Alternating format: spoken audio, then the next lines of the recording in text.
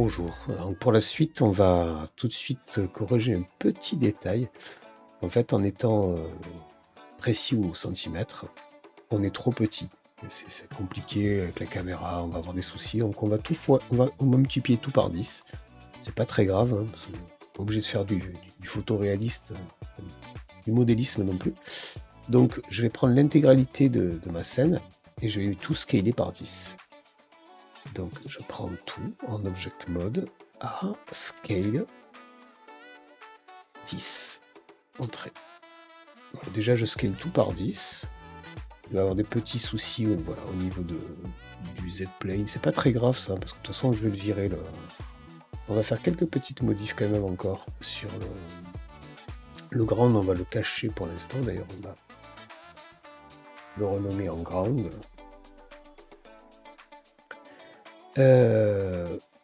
Voilà ce qui manquait. Alors, on va faire juste GZ. Ce qui me manque, voilà, moi c'est ça. Ce qui me manque, c'est ces petites formes là. Alors, la forme de départ, pourquoi pas éventuellement, mais ce qui m'intéresse, moi, c'est de créer ces objets. Alors, on peut le faire soit exactement comme c'est dessiné ici. On aurait pu les faire au départ, en fait, quand on a créé le niveau. On va utiliser la même technique, donc Shift A, Create Mesh. On va utiliser cette fois aussi Plane. On aurait dû faire un Shift clic, mais c'est pas grave. J'ai ici, on le met là. Hop, on s'approche un peu. On passe en Edit Mode. On sélectionne toutes les vertices. A, bouton droit, merge. Collapse. G, on se déplace, on se met ici. Avec le snapping, ce sera plus facile. Voilà. Ça, c'est G. Ici. Extrude Y. On se met là. Extrude X. On se met... On va se mettre ici, ouais, c'est pas trop mal. Et X, extrude. Et là, on se met sur ce point, approximativement sur ce point. Là, je fais A, bouton droit, merge, by distance. Il m'en a pas supprimé, donc j'augmente la précision, enfin, je diminue la précision. Là, je vois qu'il l'a trouvé. Remove, donc c'est bon, ça me va. A, F, fil, le même principe. Je vais la descendre, elle n'était pas du tout au bon endroit. J'ai Z. Voilà. De toute façon, on va supprimer, on va cacher notre outil. Voilà. Voilà. E, Z. On va se mettre ici. Alors la hauteur, c'est pas très important. Hein. J'ai Z. On peut l'agrandir un peu, le diminuer. Ça c'est un choix de design. On pourrait même la surélever. Hein, pourrait très bien être un peu surélevé. On est pas mal avec notre triangle. On vérifie notre empty. Donc il y a ces deux autres là. Et mais pour l'instant, je ne vais pas les faire. J'aimerais bien qu'on teste un peu le jeu. On va juste mettre ici sur le shading New Material. On va mettre un peu de... Voilà. Donc là, on est pas mal. Object, il est bien sur le matériel qui est ici. File, Save. Donc on va se retrouver maintenant à devoir faire le code.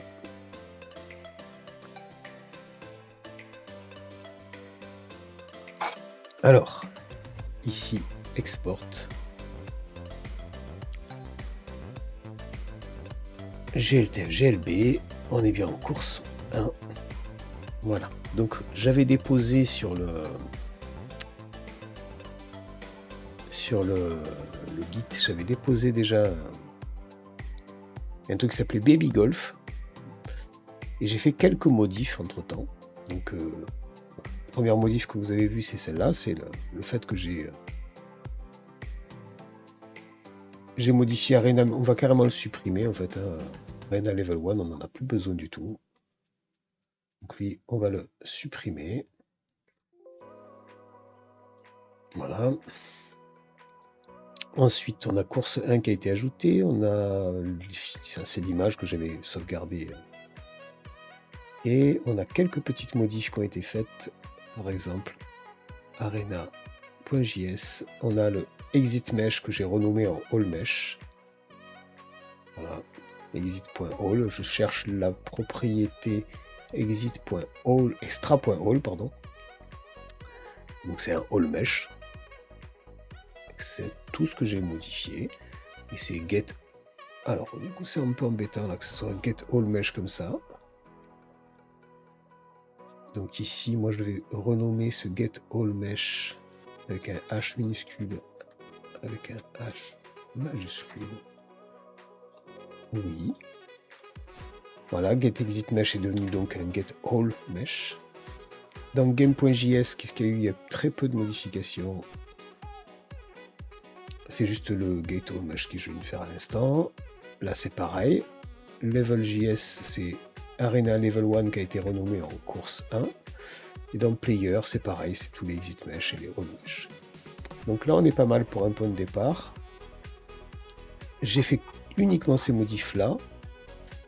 Je vais committer ces modifs.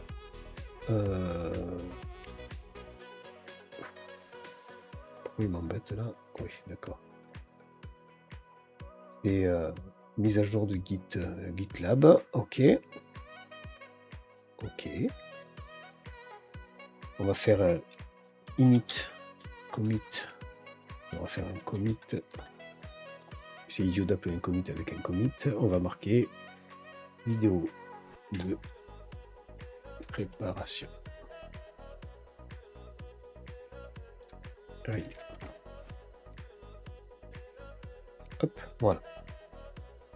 Donc, normalement, le dépôt est à jour et on va pouvoir rajouter les différents paramètres. Donc, normalement, dans le player, ici, ça, on va le changer tout de suite. Donc, j'ai tout multiplié par 10. Normalement, c'est 0,0427. Donc, maintenant, on est à 0,427. Ici, CTRL-X, ball underscore radius x2. On vient ici. Et le radius, c'est pas 0,427. Mais c'est un peu idiot hein, ce qu'on fait. Donc. Voilà. Parfois, il ne faut pas s'embêter. Voilà, ça c'est bon. Allez. Donc, on sauvegarde. On va juste faire un tout petit détail qui est assez important. C'est dans le projet, on va créer un nouveau fichier. On va l'appeler to-do list. Alors, to-do, il le reconnaît. Ça, c'est parce que j'ai un plugin. En fait, on a un peu oublié, enfin, en tout cas, moi, j'ai oublié de le faire. C'est de faire une liste de tout ce qu'on doit faire pour pouvoir gérer le projet. Si vous ne faites pas de votre liste, vous allez vous perdre. Il y a trop de choses, trop d'inconnus. Donc, en fait, il faut faire une petite liste de tout ce qu'on doit faire. Donc, par exemple, Blender. Alors, 2 points. Niveau 1. Donc, création niveau 1. Donc, on peut obligé de marquer création niveau 1. Le test. En parenthèse, il est marqué, par exemple, on va avoir bordure. Plus ground. Plus all mesh. On va mettre un all trigger. Plus spawn point. Bien. On met tout ce qu'on doit. Ensuite, gestion du all mesh à la place du exit mesh. C'est ce que j'ai fait juste avant. Export GLB et intégration dans le code 4. Import dans VS Code, donc c'est ce que je viens de mettre en masse là. Non, c'est bon. Création.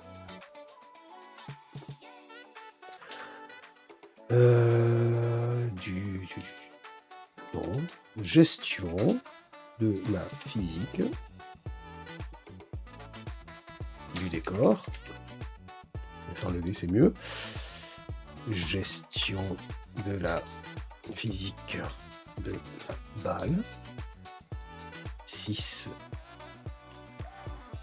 Essai de tir de la balle.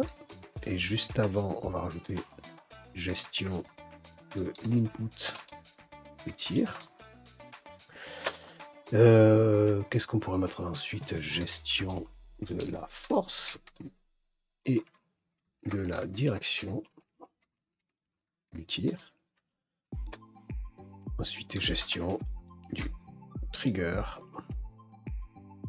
du hole. Voilà, déjà ça c'est pas mal. Blender, gestion et ça, on l'a déjà fait. Donc je fais CTRL X, je les mets tout en bas.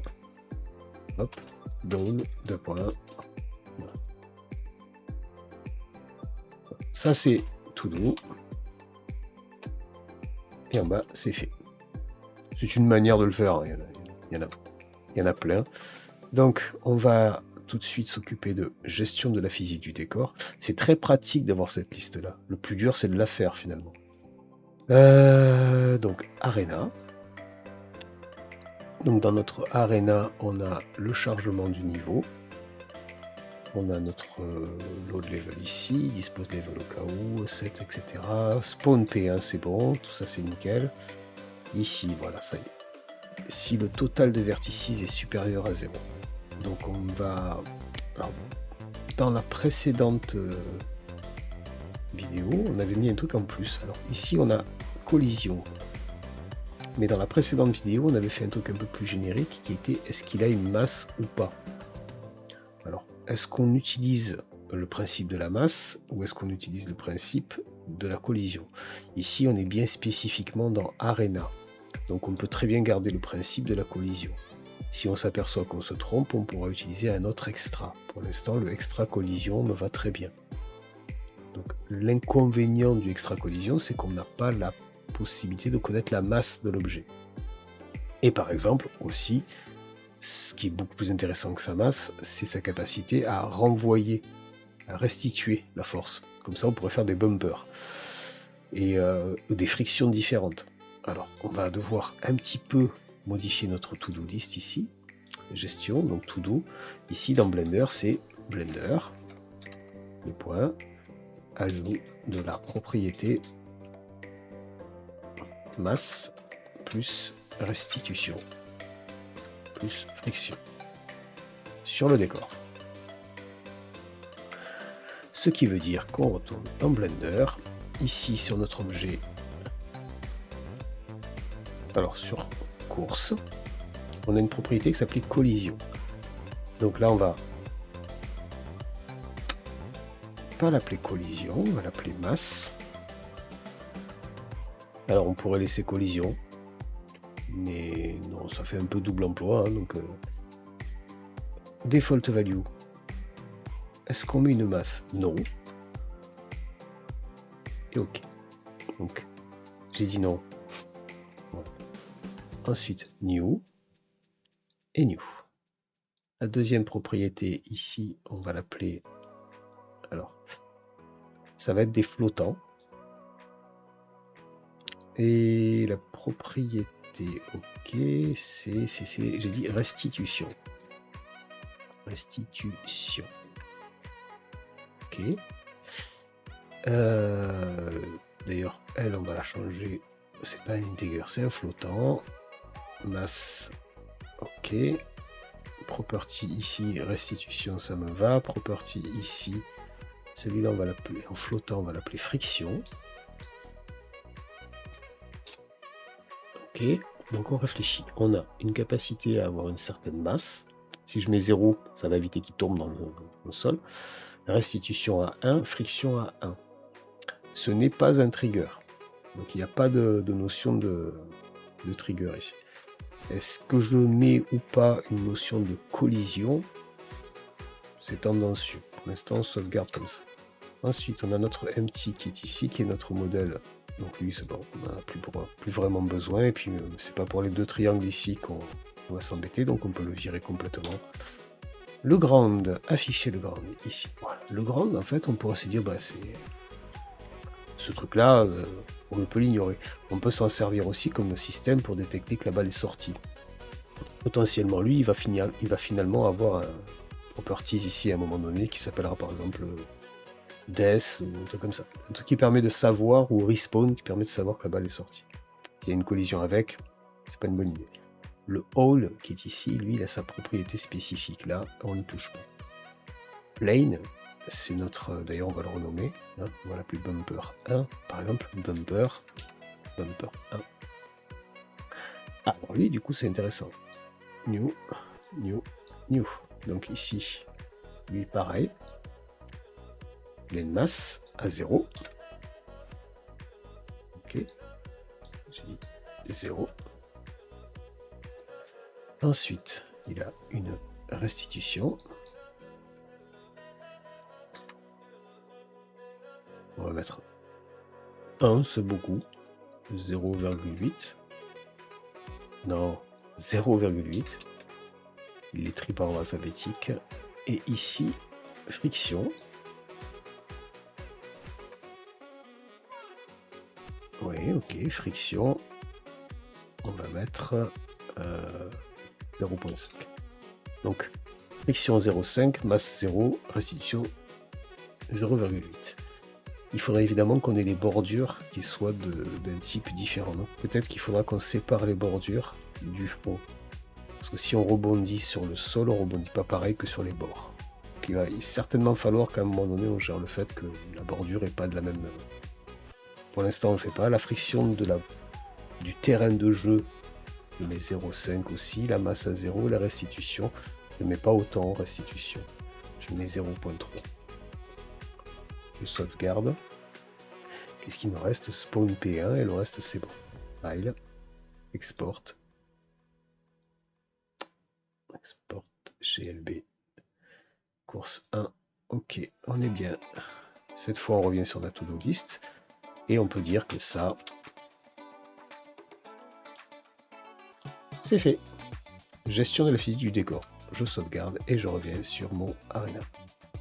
Du coup, ici, on regarde if extra collision. On a dit que non. Maintenant, c'est plus extra collision. C'est donc normalement if extra, oui, if extra. On n'a pas trop besoin de tester, on sait qu'il va y avoir des extras, mais bon, if extra. Je ne le mettrai pas comme ça, moi. Extra égale...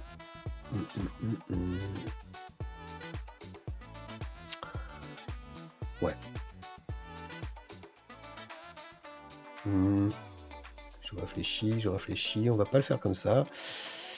On va faire let extra égale, par défaut, ça. On met quand même un extra. Extra égale ça. Si jamais il le trouve, il le change. Comme ça, ça m'évite de le tester ici. Donc là, ce sera plutôt let masse égale. C'est comme ça qu'on l'avait codé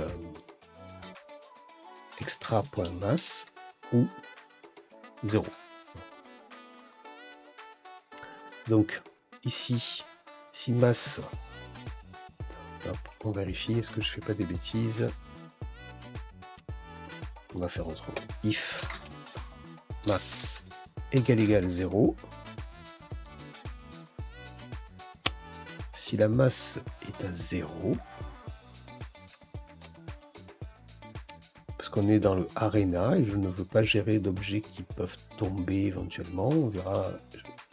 Pour l'instant, on laisse comme ça. Alors, on va faire un truc, on va... Const, je réfléchis en même temps. Décor. Aggregate. Égal. Alors c'est physique. C'est un new physique. Aggregate de on est en child mesh, virgule, physique type,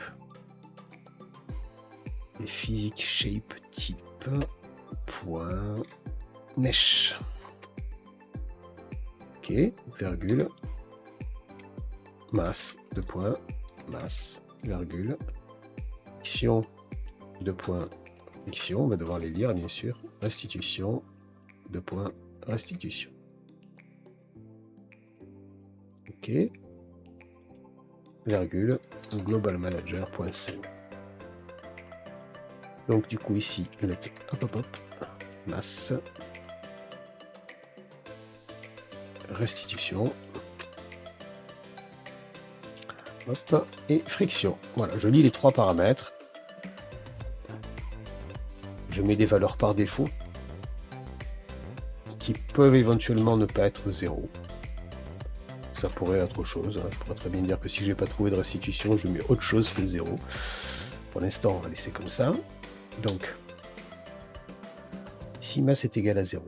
Et c'est ici que je pourrais tester peut-être si est-ce que c'est le ground, est-ce que c'est voilà, est-ce que c'est le décor, est-ce que c'est peut-être des trucs à faire ici. Ici, on va faire un décor aggregate .body .set motion type. Je vais lui dire que c'est du statique. Je veux pas qu'il le bouge pour l'instant. Physique motion type. Et c'est là qu'il faudra certainement aussi qu'on gère des décors particuliers, s'il y a des moulins, des trucs qui tournent, etc. Là, ce sera pas du statique du coup. Pour l'instant, j'ai que des trucs statiques. Et on va lui mettre un groupe de décor aggregate .shape, on est sur le shape, le filter, c'est quoi le filter member chip mask, oui. Et normalement on avait un paramètre ici, voilà, physique mask ground. Alors ça c'est pour filtrer, pour avoir certains types de, c'est phys mask ground. C'est pour avoir certains types de, pour les grouper par catégorie, les collisions. Donc je peux très bien dire que par exemple si la masse est à 0, else, si c'est autre chose, else, par exemple je fais je prends ces deux trucs, je prends ces trois trucs là. Voilà. Donc si la masse est à 0, c'est que c'est un objet statique qui ne bouge pas du décor, c'est quelque chose de en dur. Si la masse n'est pas à 0, à ce moment-là, c'est pas un décor, mais un OBJ, par exemple.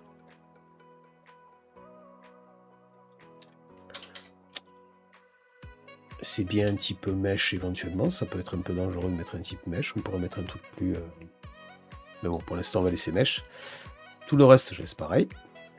Et là, c'est pas du statique, mais du dynamique. Donc en gros, je peux dire que si je mets une masse dans mon fichier Blender, ça reste du décor, mais c'est du décor dynamique. Et ici, c'est pas un ground, mais par exemple props, en gros tout ce qui est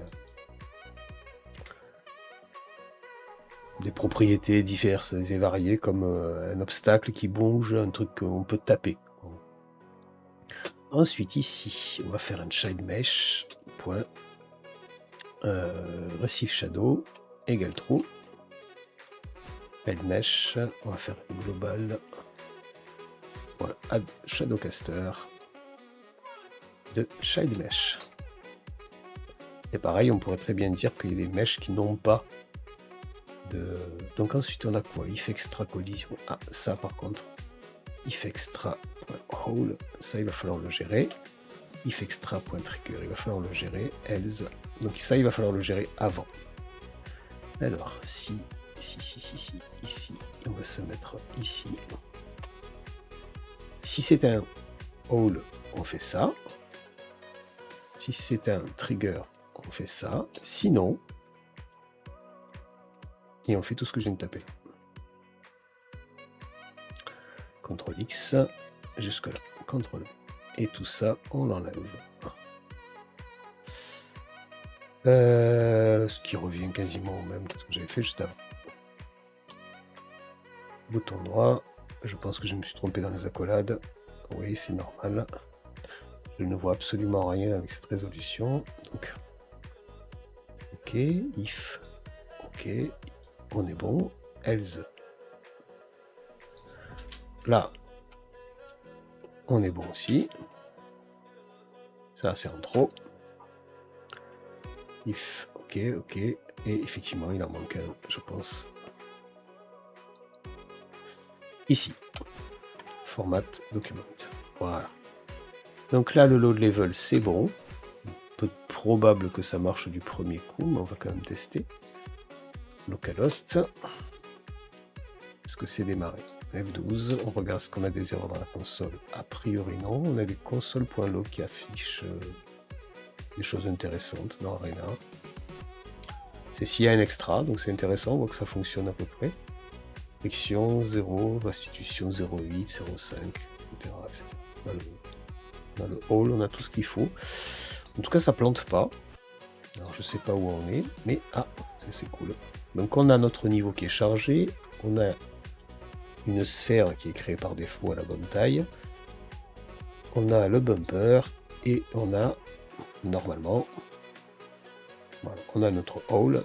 Et si je regarde bien ici, route, on a bien le hall ici qui est une visibility à 0 et qui est en fait, voilà, notre trigger qui sera ici. Le ground, c'est bien lui. Course, on a quoi? On a course primitive 0 qui est lui et course primitive 1 qui est lui. Donc on va pouvoir très facilement tester la différence entre le sol puisque c'est deux objets différents. Voilà. Donc ça c'est cool.